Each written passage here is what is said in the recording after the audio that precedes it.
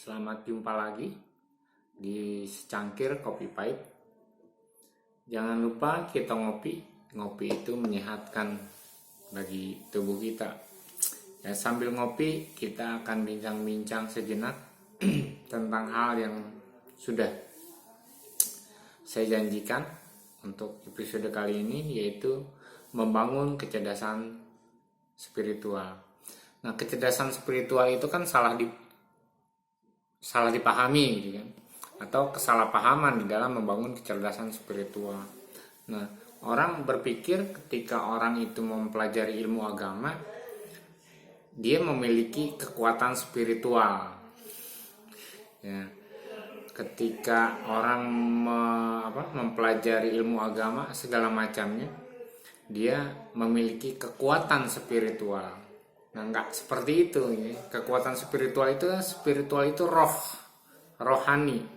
Nah, ilmu-ilmu yang kita pelajari, ilmu-ilmu agama hanya jalan agar kita memiliki kecerdasan spiritual. Jadi yang lebih spiritual di dalam Islam itu adalah ajaran tasawuf sufi. Walaupun tidak punya dalilnya di dalam Al-Quran, di dalam hadis tidak ada gitu kan, untuk menjadi sufi, menjadi tasawuf gitu kan.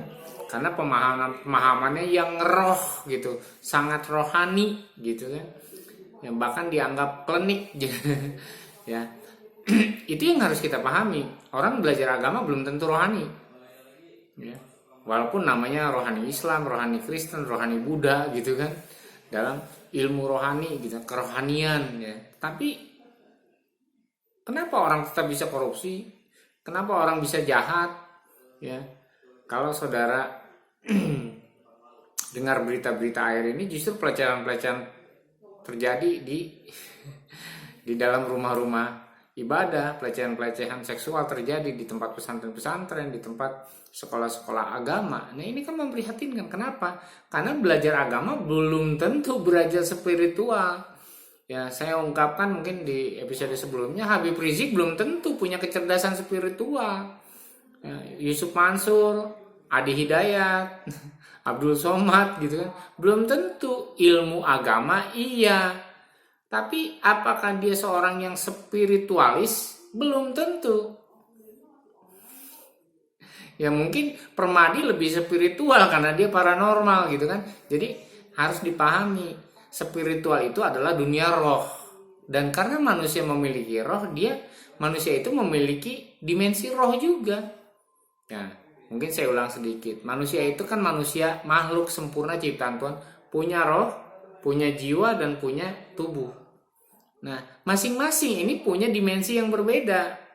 Tubuh yang kelihatan, yang disebut dengan manusia fana, lahir nanti meninggal. Ya, semakin hari semakin kuat, tapi nanti semakin tua semakin lemah. Ya, kembali lagi itu dunia dimensi jasmaninya, ya. Tapi ada dimensi yang namanya dimensi mentalnya, dimensi jiwanya, psikologinya, akal pikiran dan hatinya yang menghidupi, ya kan, yang menghidupi tubuh jasmaninya gitu kan, sehingga bisa bergerak, bisa punya keinginan, bisa melakukan ini dan itu. Dan yang memberikan hidup kehidupan adalah rohnya, dan roh ini bersifat kekal. Kok katanya Allah yang kekal? Roh manusia itu diciptakan dari Allah dan itu kekal. Ya. Di dunia rohnya tetap kekal. Yang mati kan, yang meninggal dunia, disebutnya meninggal dunia itu adalah jasmaninya. Tapi rohnya ke akhirat, nanti di akhirat kekal juga. Kekalnya terserah mau di mana, kekal di surga atau di neraka. Roh manusia itu kekal, gitu kan. Dan itu yang harus kita pahami. Dan jadi membangun kecerdasan spiritual adalah membangun kecerdasan roh, gitu. Roh kita yang tidak kelihatan. Jadi ini bukan saya mau ngajarkan klinik gitu kan, atau paranormal. Ya mirip-mirip seperti itu. Tetapi kita punya dalil yang kuat, walaupun di dalam Islam, ya mohon maaf, itu tidak ada dalilnya.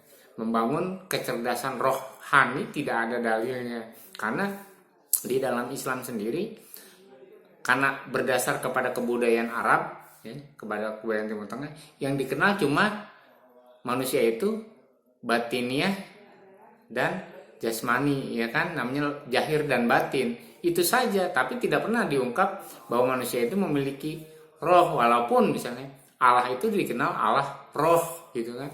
Nah itu yang kita pahami, manusia itu memiliki roh, karena walaupun di Al-Quran sendiri tidak dibahas manusia rohnya, tetapi Al-Quran juga mencatat bahwa Adam itu diciptakan dari debu tanah lalu dihembuskan roh ke dalam tubuhnya, maka jadilah manusia itu hidup gitu. Nah ini yang harus kita pahami bersama-sama.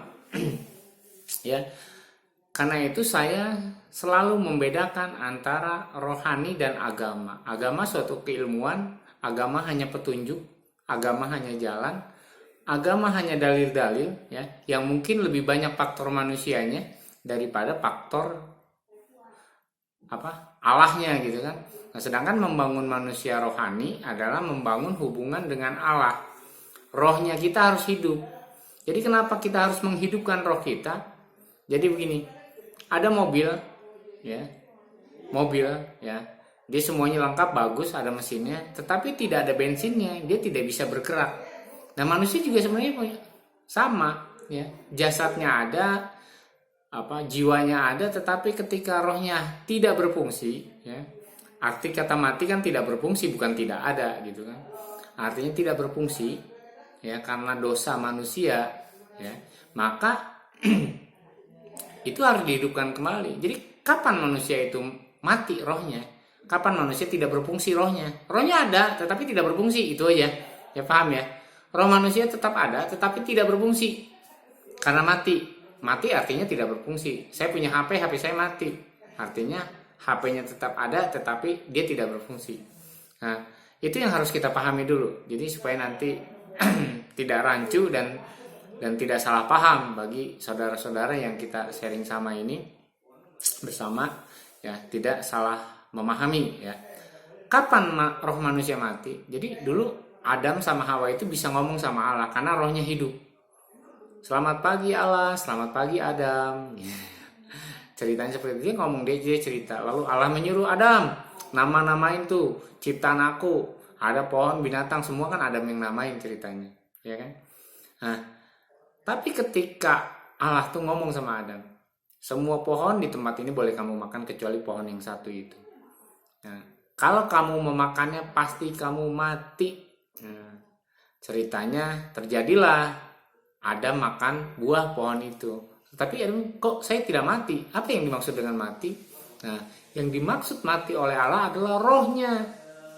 Karena rohnya itu tidak berfungsi lagi sejak itu, dan Allah mengusir Adam. Adam harus ke dunia ini susah payah, ya kan, mencari nafkah.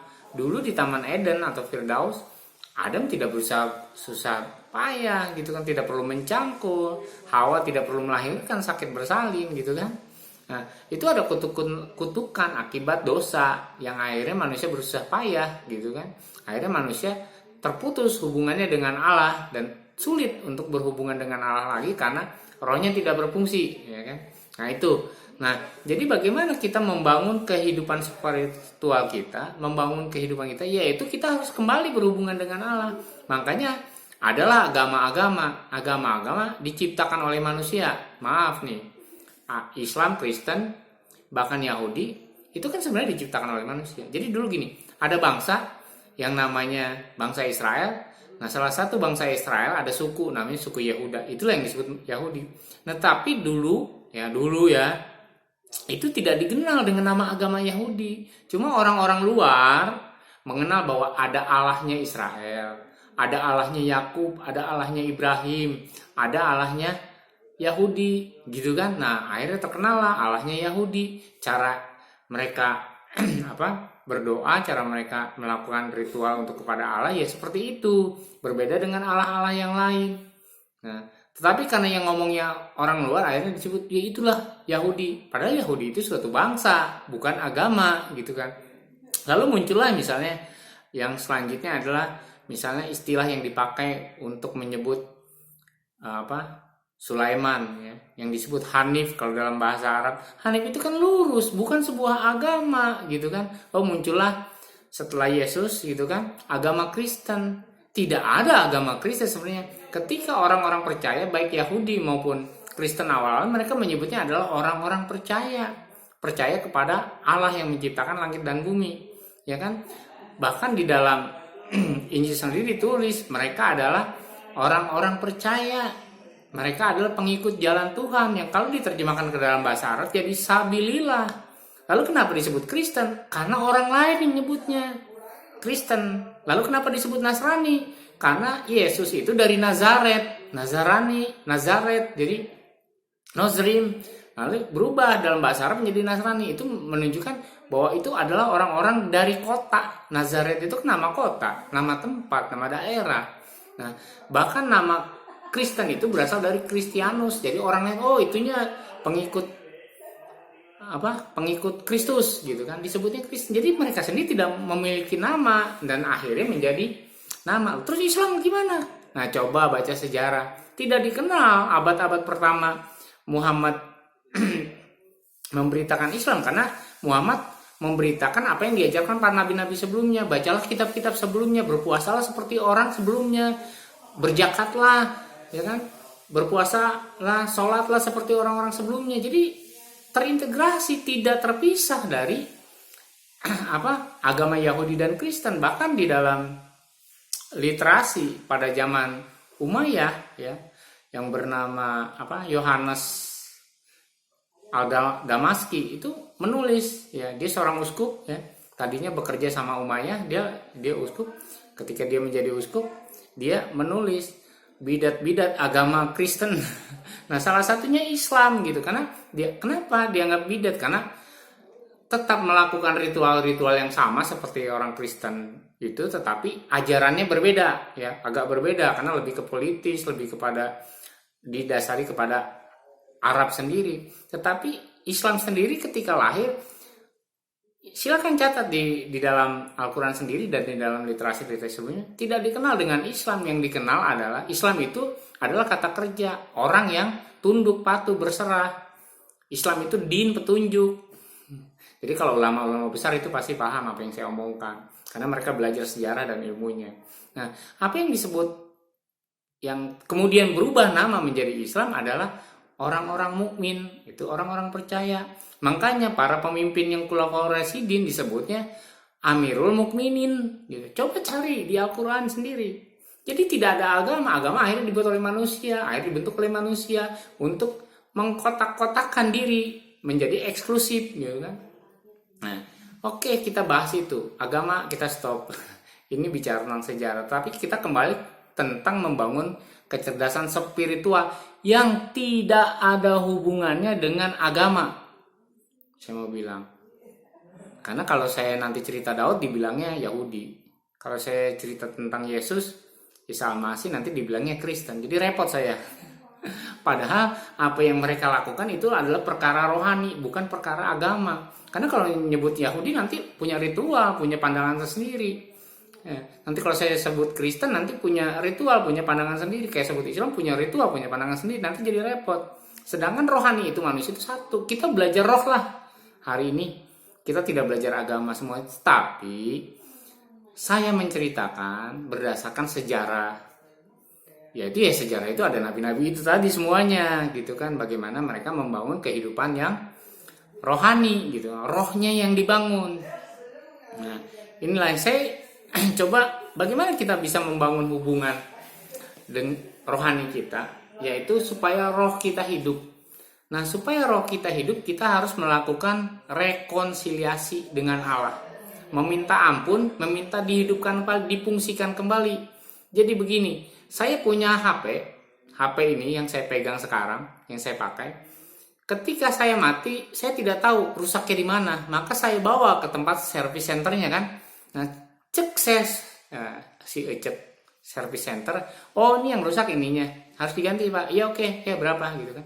Nah sama, ketika kita tidak bisa berhubungan dengan Allah, mati rohnya, kita harus bawa kembali kepada Allah, karena Allah yang menciptakan roh itu. Paham ya? Kalau saya punya HP-nya mati, saya bawa ke service center.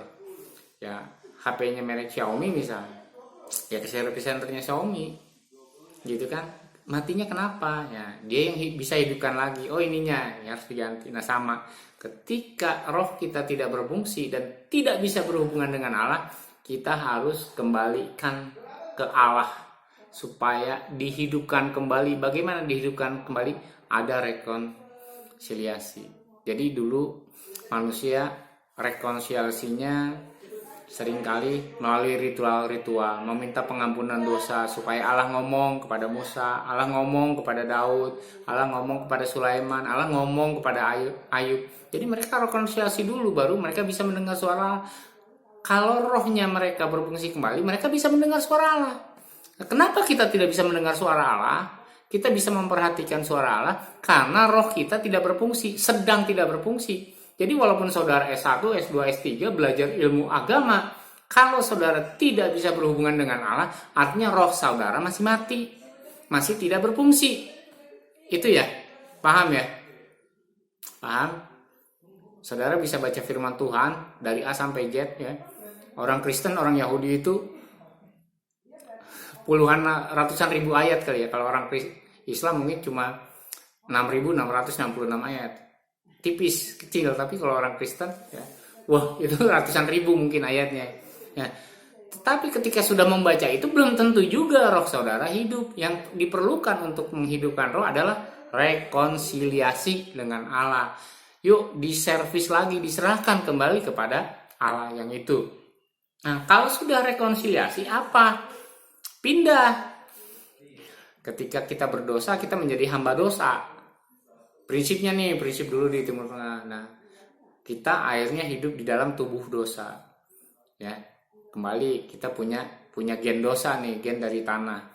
Nah, ketika kita punya gen dosa, lalu kita mau rekonsiliasi, kita balik lagi menjadi hamba Allah. Ya, menjadi hamba Allah gitu kan. Jadi menjadi hamba Allah itu menghambakan dirinya kepada Allah, bukan kepada dunia ini, bukan kepada materi, bukan kepada harta, bukan kepada seks.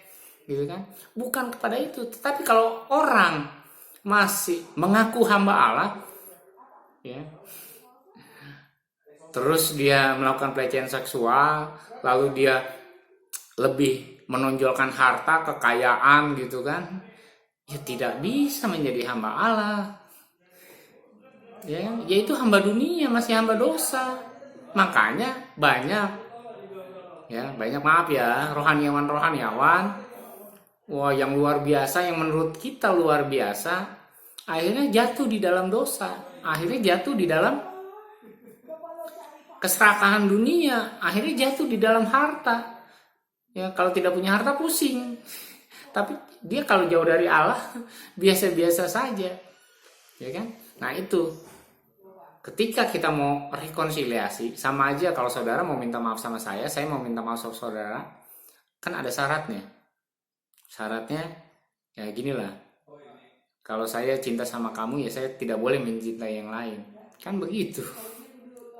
Kalau saya mencintai keluarga saya tidak boleh mencintai yang lain. Ada syaratnya, ya boleh kamu balik ke rumah sini ya, tetapi kamu tidak boleh pindah ke lain hati, hatimu hanya untuk aku. Nah sama dengan Allah juga, ketika kita rekonsiliasi ada syarat, minta pengampunan dosa, lalu kita menjadi hamba Allah. Menjadi hamba Allah itu bukan jadi terkenal, ngoceh sana ngoceh sini, disebut ulama, disebut pendeta. Itu hamba Allah itu bukan itu.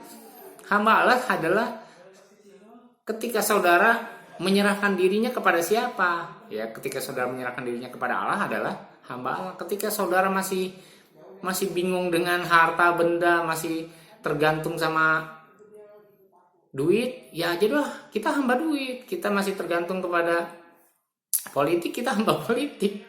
Kita masih tergantung sama harta, ya kita hambanya harta. Kalau kita menjadi hambanya Allah, ya kita cuma tergantung sama Allah. Mau makan, mau minum, mau sakit, mau mati, ya kan? Ya udah, kita udah berserah aja sama dia, gitu kan? Nah itu baru langkah kedua setelah rekonsiliasi adalah berubah dari hamba dunia ini menjadi hamba Allah. Nah baru yang ketiga, kalau sudah syaratnya diterima itu kita berhubungan intim dengan Allah, akrab ya, bukan berhubungan seks intim itu. Orang Indonesia kadang konotasinya negatif. Ya bisa hubungan dengan Allah, bisa mendengar suara Allah, bisa ngomong dengan Allah, ya kan? Karena roh kita tadi setelah dosa kita diampuni, kita berhubungan dengan Allah karena roh kita dihidupkan kembali. Ketika roh kita dihidupkan kembali, kita bisa berhubungan dengan Allah, ya kan? Bisa bicara dengan Allah, bisa mendengar suara Allah, bisa mengetahui apa yang Allah mau dalam hidup kita. Lalu yang selanjutnya, kalau kita sudah berhubungan intim, kita punya hubungan yang baik dengan Allah, maka kita tahu apa kehendak Allah, apa keinginan Allah. Kan selama ini kalau orang sholat, orang berdoa, orang sembahyang, yang diomongin kan keinginan kita kepada Allah. Tidak pernah kita dengar keinginan Allah terhadap kita apa. Nah itu kan salah. Kenapa? Kenapa itu bisa terjadi? Karena kita tidak bisa berhubungan dengan Allah, karena kita tidak ada rekonsiliasi, karena kita tidak menjadi hamba Allah. Kita cuma datang kepada Allah cuma sebagai tukang minta-minta. Kita kadang-kadang mungkin orang berpikir Allah ini punya utang apa sama kita. Kita kayak debt collector, 5 kali dalam sehari atau hari kita tagih terus gitu. Kan ya kita mintain terus ya, kalau hari ini nggak dapat besok balik lagi dapat, besok datang lagi. Keinginan kita terus yang kita bicarakan kepada Allah, tapi kita tidak pernah mendengar keinginan Allah terhadap kita itu apa. Ya kan? Itu ya. Yang selanjutnya baru yang kelima ya, itu yang keempat, melakukan kehendak Allah ya, bukan perintah agama ya, bukan perintah agama, melakukan kehendak Allah, nanti beda ya. Yang kelima baru menjadi seperti Allah. Apa menjadi seperti Allah?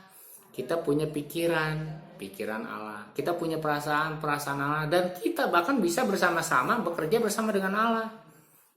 Kalau kita punya pikiran Allah, maaf nih yang rajin bangun-bangun, saya melihat tempat-tempat rohani, sekolah-sekolah agama dibangunnya di gunung-gunung, merusak hutan, ya, menghancurkan lingkungan. Karena bagi kita ini sekolah agama yang baik, ini pesantren yang baik, ini gereja yang baik, ini rumah doa yang baik gitulah. Tetapi saya menentang. Kenapa? Karena dibangunnya di tempat yang merusak alam.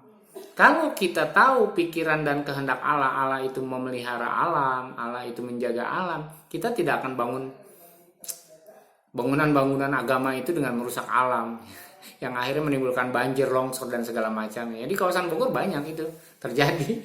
Dan unik itu di bukit yang paling tinggi yang tadinya hutan sekarang jadi bangunan rohani. Semua orang mendukung karena ini agama itu harus kita dukung, padahal ya, merusak alam. Saya mau bilang kepada saudara gini, kalau hubungan kita dengan Allah baik, maka hubungan kita dengan alam pun pasti baik. Kalau hubungan kita dengan Allah tidak baik, maka kita akan merusak alam. Ingat.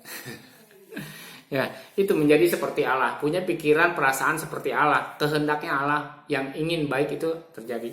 Yang selanjutnya adalah kita bisa memerintah bersama dengan Allah. Kita bisa berjalan bersama dengan Allah, kita bisa bekerja sama dengan Allah.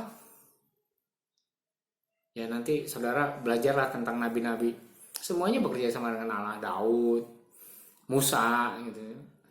Ya kan dipakai Allah untuk bekerja.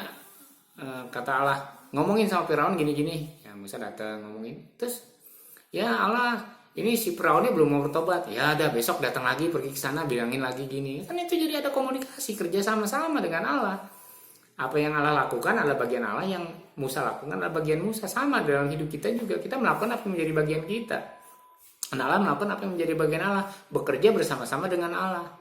Semuanya punya fungsi masing-masing. Yang selanjutnya adalah membawa hadirat Allah. Kalau kita hubungannya sudah terrekonsiliasi dengan Allah, dimanapun kita ada hadirat Allah. Apa sih hadirat Allah? Yaitu membawa kehadiran Allah, karena Allah ada, pikirannya ada pada kita, perasaannya ada pada kita, lalu kita bisa berjalan bersama-sama dengan Allah, maka kita membawa hadirat Allah. Saya ginilah, saya jalan sama istri saya hadir dong, kemanapun saya pergi istri saya hadir, sehingga orang melihat, bukan cuma melihat saya, tetapi melihat istri saya. Ya demikian juga dengan hadirat, ya kan? Saya orang yang kritis, kembali saya ngomong, banyak pekerjaan-pekerjaan rohani ceramah-ceramah agama dihadiri ribuan jutaan orang. Saya cuma bertanya, adakah hadirat Allah di situ? Kalau ada hadirat Allah itu memberikan perubahan. Hadirat itu menjamah orang untuk bertobat. Hadirat Allah itu tidak membawa permusuhan. Hadirat Allah itu memberikan kedamaian di bumi ini seperti di surga. Kalau itu tidak ada, nggak usahlah. Ya, khotbah banyak di hadapan ribuan, ratusan ribu orang. Nggak usah, karena kita tidak membawa hadirat Allah. Yang kita bawa ambisi kita marah-marah, nunjuk-nunjuk orang gitu. Kalian orang kafir gitu kan.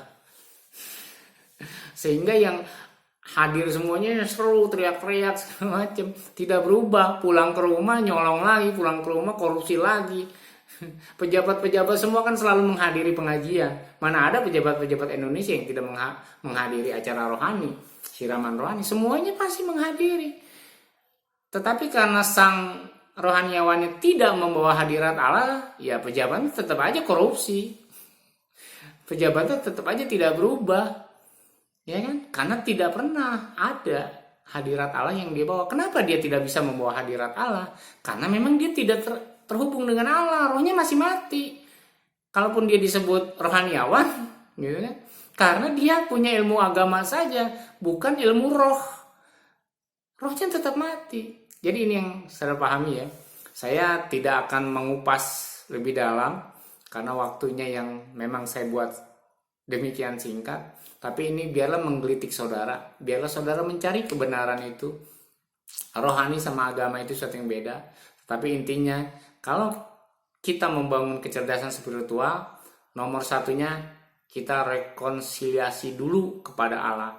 Dan nomor ujung terakhirnya adalah kita membawa hadirat Allah. Di mana ada hadirat Allah, ada kesembuhan. Di mana ada hadirat Allah, ada kemerdekaan. Di mana ada hadirat Allah, ada pertobatan. Ya, bukan membuat orang pusing, bukan membuat orang berantem dan saling membunuh atas nama Allah. Itu suatu salah ngaco. Ya kita santai sambil bercanda saja, tetapi saya serius. Ya. Inilah pembawaan saya. Kita serius supaya kita tidak terlalu pusing memikirkan bagaimana kita belajar membangun kehidupan yang spiritual. Jadi itu yang saya sampaikan. Tolong pelajari berulang-ulang. Silakan di-download. Kalau ada komentar, kita sharing bersama-sama. Silakan saudara tulis, nanti akan saya jawab. Ya, supaya kita belajar membangun kehidupan spiritual dengan baik dan kita menjadi manusia roh, bukan cuma manusia psikologi, jiwa, bukan hanya menjadi manusia jasmani tetapi juga menjadi manusia roh. Terima kasih sudah menyaksikan. Jangan lupa untuk selalu ngopi ya, supaya otak kita terang dan bisa menerima setiap materi yang saya bagikan. Selamat malam.